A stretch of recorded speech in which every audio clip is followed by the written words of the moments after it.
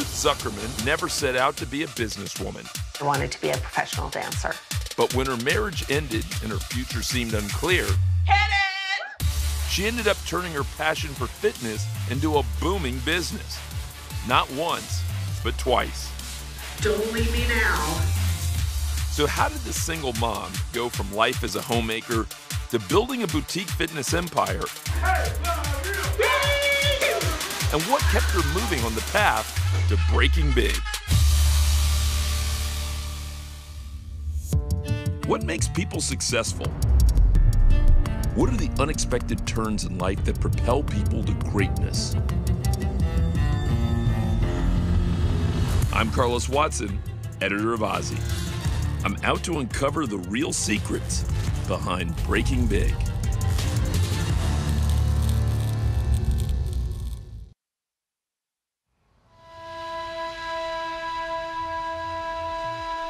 We're going in 4, 2,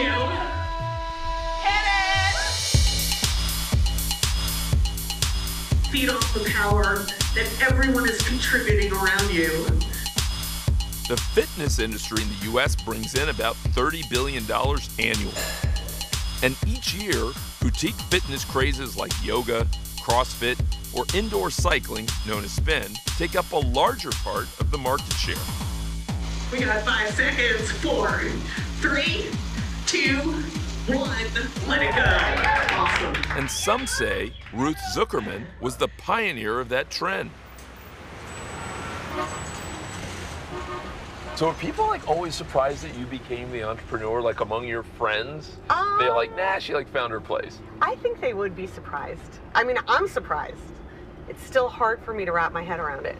Yeah. Really? Yeah.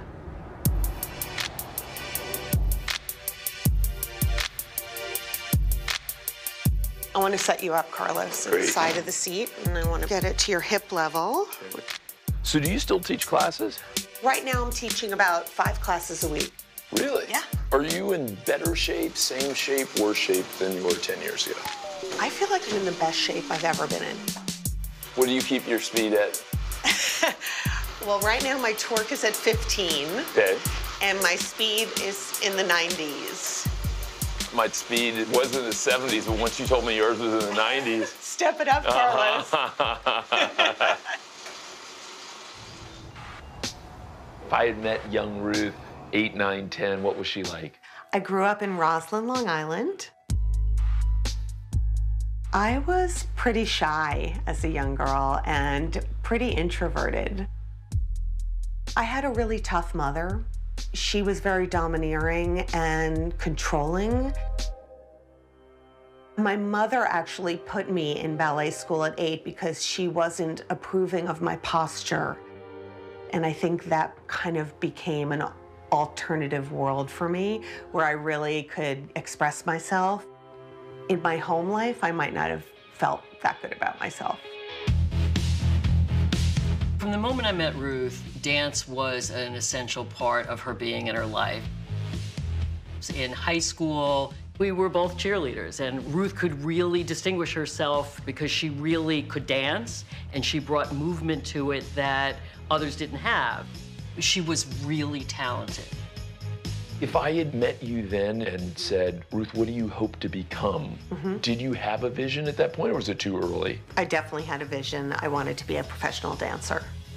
I had this awareness that Ruth was going to try to pursue dance, and frankly, she was so talented that I took for granted that she would make it in that world.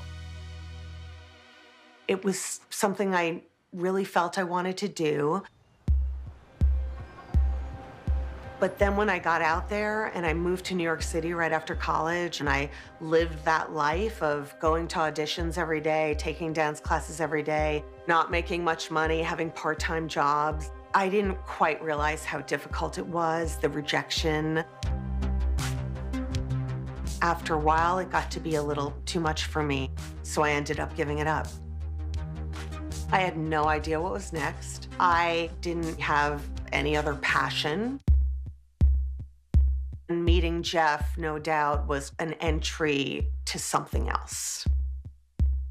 Many women in the past were under the impression you're supposed to get married, have children, stay home and take care of the children, because they don't perceive that they have other choices, or in some instances they were taught specifically that that's what you're supposed to do. Feeling rudderless, Ruth resigned to enter the next phase of her life. And at 25, she was married. I did introduce Ruth to Jeff Zukerman, who I went to law school with. One of the things that I knew was that he would fall in love with Ruth. They connected very, very quickly. I noticed right away that Jeff was a take control person, and I liked that. 6 years into the marriage, Kate and Rachel and my twin daughters were born. Ruth was very intent on creating a warm, happy household that would be grounding for her daughters. She was a very active mother. She was very hands-on, always there for us when we got home. I was extremely close with her. My mom was always funny and caring. She was a very graceful wife and put her best face on when it needed to be there, but in private, if you were close to her, you knew that she was struggling. I went into therapy, and within the first session, my therapist asked me about my marriage, and it was the first time I said, it's not working for me. After years of building a home and raising her kids, Ruth once again faced reality and chose to end her marriage. For women of a certain age who were dependent on a spouse for finances, divorce is scary, and after one gets divorced, there are two ways that one can go. One can either feel like a failure, which I think is a big mistake, or one can see themselves as now free to live the life that they might have chosen for themselves even before getting married.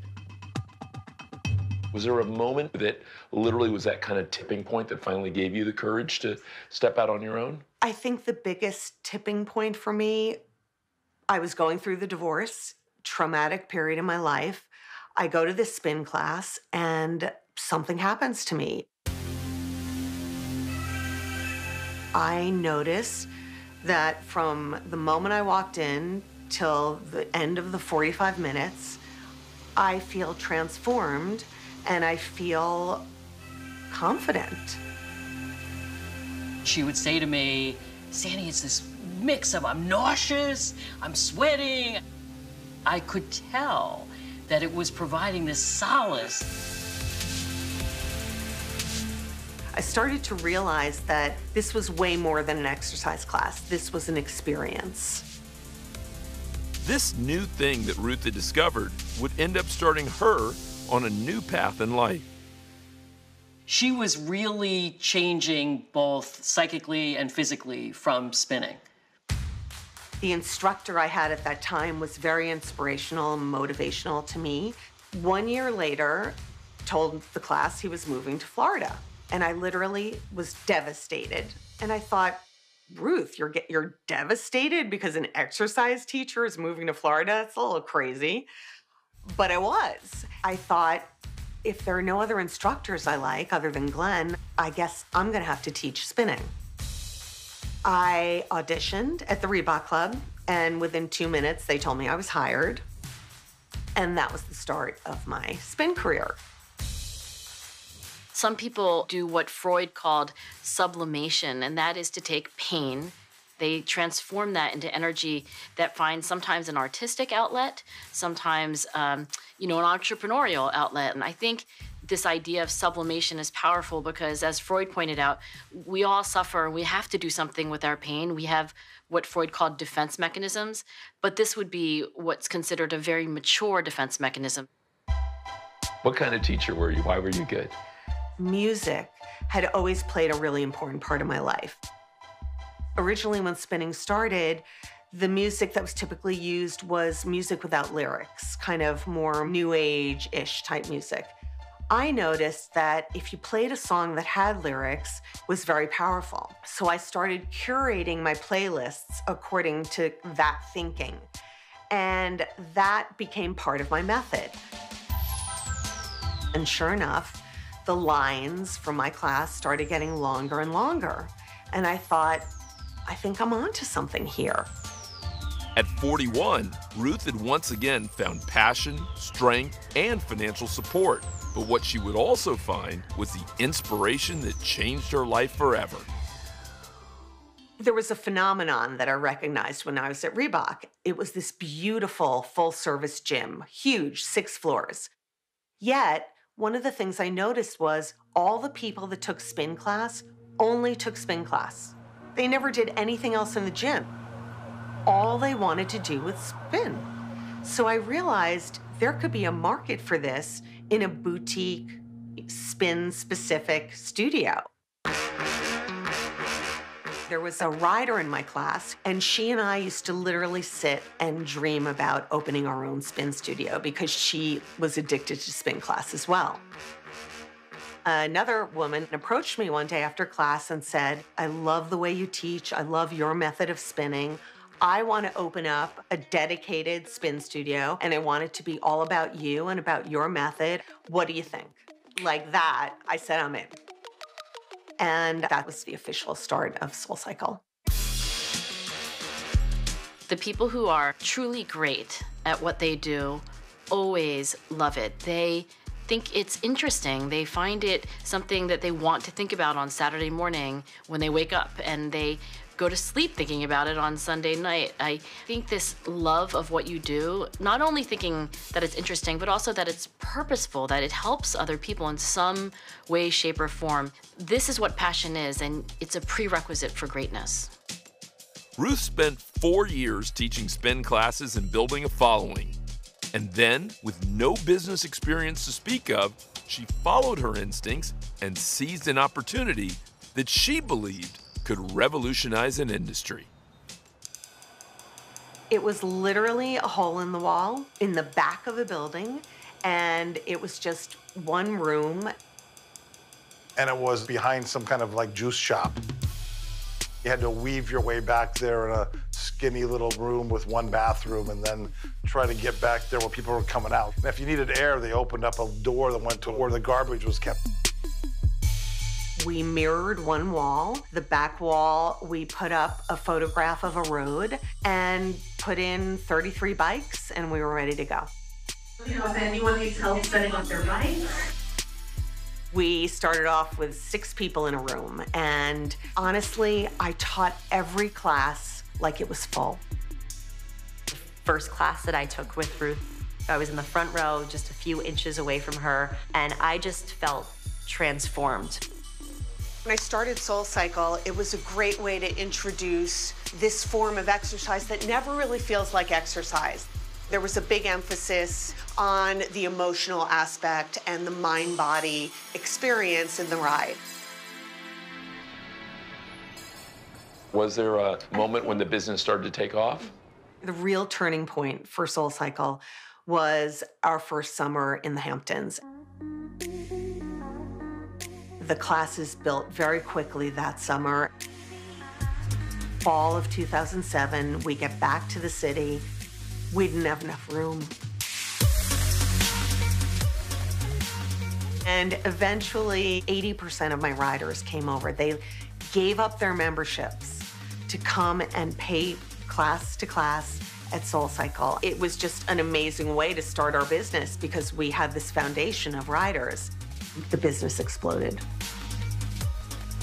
In 2006, Ruth proved that despite the higher price point, she could take spin out of the big gyms and offer her riders a more focused and personal workout experience, expanding its appeal to a much wider audience.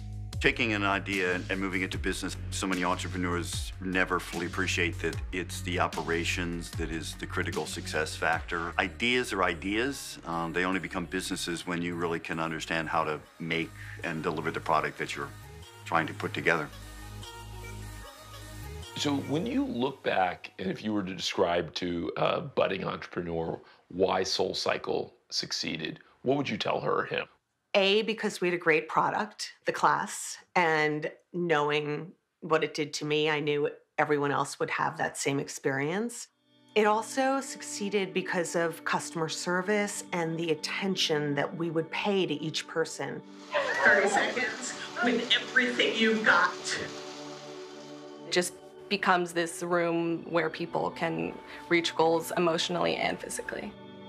I want you to think about some goal, something you're working on right now.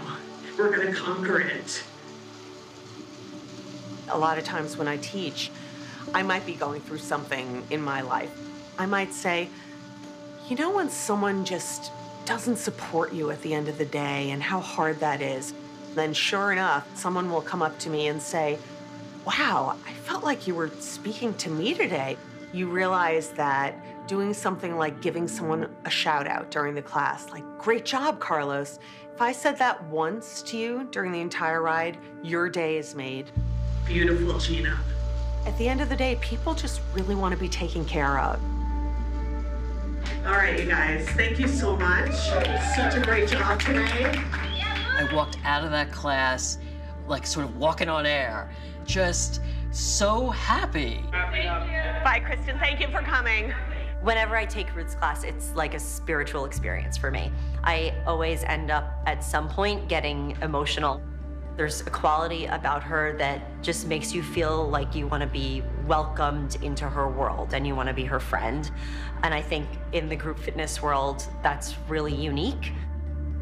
By 2009, in just a few short years, Ruth had helped solidify SoulCycle as a legitimate boutique fitness brand with 5 locations and over 2,000 weekly riders. But that success would make what came next even harder.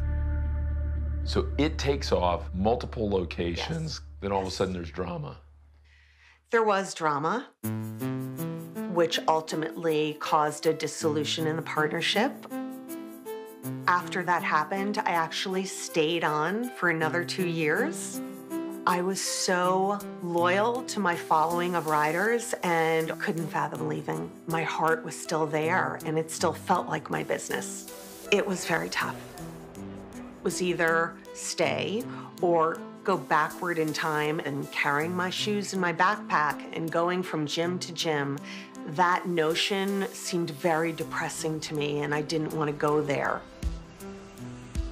Though Ruth had not yet learned to navigate the world of business and wouldn't be around for SoulCycle's continued rise, she would soon get another chance to prove her value in the fitness industry. One of my riders was working in private equity, had been into SoulCycle and was taking classes. He looked at the throngs of people coming in, was crunching the numbers and said, this has legs. These people had approached her. They said, who are they? And she goes, I don't really know. But I do remember her talking about her negotiations with them. And I think she realized they need a documentation more of the arrangement and what was going to happen. I didn't have skill on the business side. My strengths always lie in the creative side of the business, whether it was my own classes, finding the right instructors, training instructors, helping them. I could be their creative person to kick this business off the ground. There was a lot at SoulCycle that we did right, and there were things that I felt could have been improved upon. I really, truly believe that we could take indoor cycling to the next level. Partners learn from mistakes and that they make, and them for them to go and learn and start another company that's a direct competitor, a fairly common occurrence. Ruth, again, I think did an amazing job, and I think part of the benefit of what she had was she gets to learn from the mistakes. There were things she didn't like. There were clearly things that worked, and you start to look at it and say, gee, I can improve this. I can make it, if not better, I can make it different. And the people that I want and know are going to want something different, and therefore I go from there. In 2010, Ruth and her new partners made advancements to spin that would go beyond the holistic approach Ruth herself had developed, cementing Flywheel's place in the industry. Word got out that Flywheel was here. We opened our doors. And what was different? What was their concept? We came up with to actually add metrics to the bike. By giving the rider the metrics, making the rider accountable, they have a true and clear way to compete with themselves. Start to increase your torque. 28 to 32. Good work. That technology caused the business to just blow up. Driving those heart rates up. Yep. She has figured out a formula to have you get on a bike and feel like a pro athlete. Climbing. Backs of the legs. Glutes. Abs. When we were thinking about design, we built stadium seating, so every bike was a good bike. And then go ahead, close your eyes. You've got the rhythm, you got it. We also thought it was important to make the stadium dark because we wanted riders to get the group energy, but at the same time to feel private, to kind of get lost in their own little world. This time around, Ruth not only improved the technology and equipment, but she also made taking care of her staff a priority, something that had not yet become commonplace in the fitness industry. At Flywheel, we really honor the employee. She didn't want instructors teaching 17 classes, getting underpaid, running from studio to studio. Like, she decided we are going to give them a full-time job and benefits and give them stability, and that's been really inspirational. So how big is the business right now? 7 years later, 41 studios nationwide, including 2 in Dubai. We have more than 1,200 employees at Flywheel, and I know that we're looking into more national and international expansion. So Ruth has literally built an empire in the boutique fitness world. Sometimes it feels like an overnight success, but looking back on it, it absolutely was not. I just saw the trajectory of going from SoulCycle to Flywheel to the big company that it is today. Do you think you were a better operator or partner or creative director second time around versus first time around? I think I would say I was better second time around purely through lessons learned first time around. I had more confidence.